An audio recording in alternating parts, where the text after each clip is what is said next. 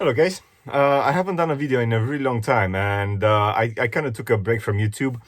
I'm too busy with life in general. What happened the last month? A new company is in town, a new company is in London, and they're called OLA. Basically, OLA, it's a ride-sharing company, identical with Uber. They operate like Uber. They have apps identical with Uber, different colors, same principle of operation. But somehow, TfL ignored the fact, ignored all the problems from Uber and decided to grant license for OLA to operate in London. And you might wonder, why did that happen? The TfL really didn't learn their lesson with Uber. And I have a very simple answer for you. And this is because the board of directors at TfL think that if you're eating oranges, you're gonna crap marmalade. Should I continue? The board of directors at TfL thinks that if you're painting a fox pink, they're gonna be a flamingo bird. And that's the principle. That's how TfL thinks. They had these major problems, these major issues with Uber and with ride-sharing company called Uber. But this is not, all those problems are not specific to Uber. They're specific to ride-sharing companies. The problem here in London is not Uber, is the companies like Uber who operates in London and creates all of these problems. The fact that the minicab companies at the moment, minicab companies are just basically the ride-sharing companies in London. Minicab companies at the moment in London, they cannot control the drivers. They have no control over the drivers.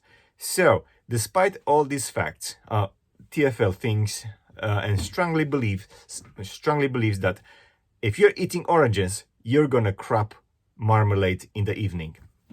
But the major thing that they don't talk about is the safety of the drivers and the safety of the public in London. Because let me tell you something. 3 years ago, there was only Uber operating in London. And the drivers have one single app on their phone, which was Uber app.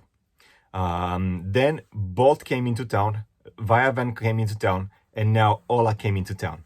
So all these companies, Bolt, Viavan, and Ola, they took a share of Uber customers. They took a chunk of Uber market.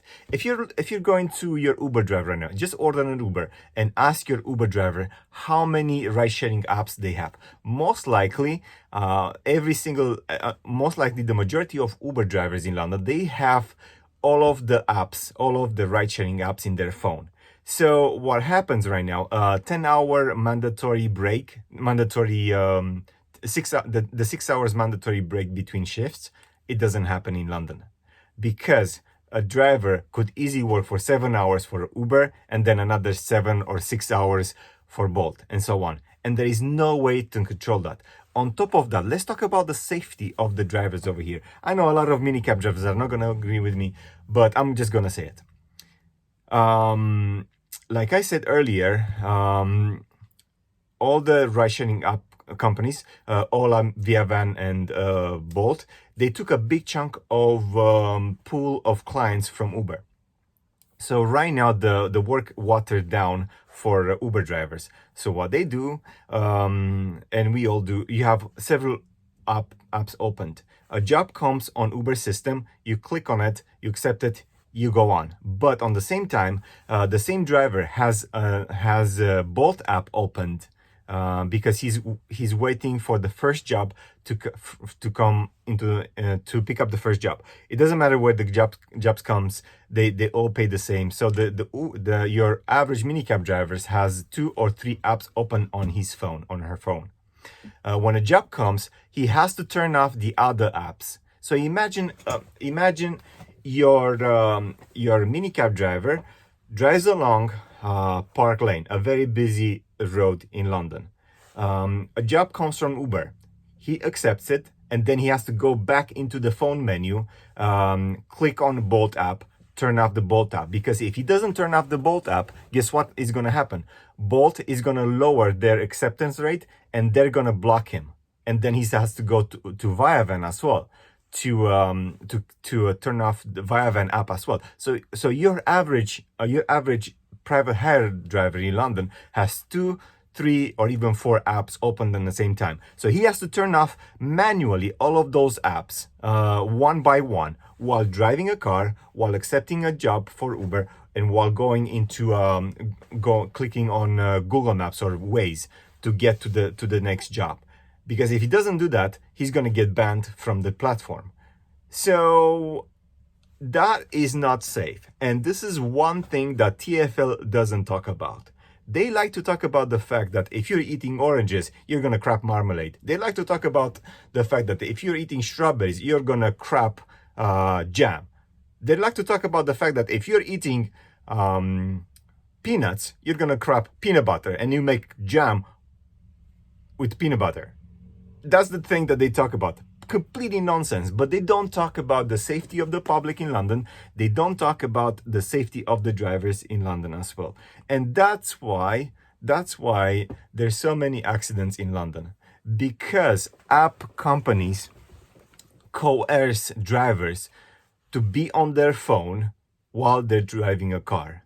App companies, they don't care about the safety of public in London. When was the last time Bolt, Viavan, Uber, Ola talked about safety of public in London? When was that the last time? It wasn't, because they don't care about that. They care about the profit. But this is the most important thing that TfL choose to ignore. They choose to ignore the fact that the driver has to manually turn off several apps while he's driving a car. And you know what? Everybody does it in London. Everyone that works as a minicab driver does it in London. I know a lot of minicab drivers will not agree with me, because I'm basically blowing the whistle right now on how the system works. But, this is the reality. So what can be changed? First of all, TfL should consider capping the numbers of private hire drivers in London. Second of all, I think TfL should make a mandatory light knowledge test for minicab drivers in London. Obviously, not as hard as the knowledge test for black cab drivers, but minicab drivers should know Central London very well. You know what? They don't need to know the points, but they definitely need to know the streets and so on. And third of all, TfL should make it mandatory for app companies, should have a minimum, should regulate. Basically, what I'm trying to say, TfL should regulate the price of private hire companies in London, because app-based companies like Uber, Bolt, and Viavan, they charge the lowest price that they could charge in London, because they're counting on the fact that the drivers have constant work on several platforms. But for example, if you double the price, if you make it not as big as black cab driver, but at least £2 per mile, for example, then a minicab driver would not have to work for 10-12 hours a day, because he could easily work in 8 hours. He could stick with one app-based company, and everybody in London is going to be safer and happier. Happy days.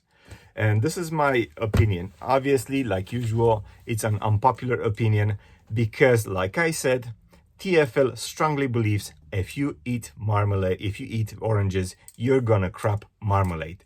But we all know the reality is totally different. What comes on the other end is completely different story. And it's the same thing with TfL regulations for minicab drivers in London. TfL thinks that if they put the English test, if they implement the English test, somehow, miraculously, minicab drivers are going to be better drivers, are going to know London much better, and they're going to fix all the problems. And the only thing TfL really cares about it right now is the bloody English test. Nobody cares about the English test. But the safety of Londoners and the safety of the drivers should be more important than a stupid English test. Like I said, better training for drivers, better a minimum charge in London for minicab drivers, a minimum fare that drivers should collect from passengers, not just peanuts, actually money. That's much better than peanuts.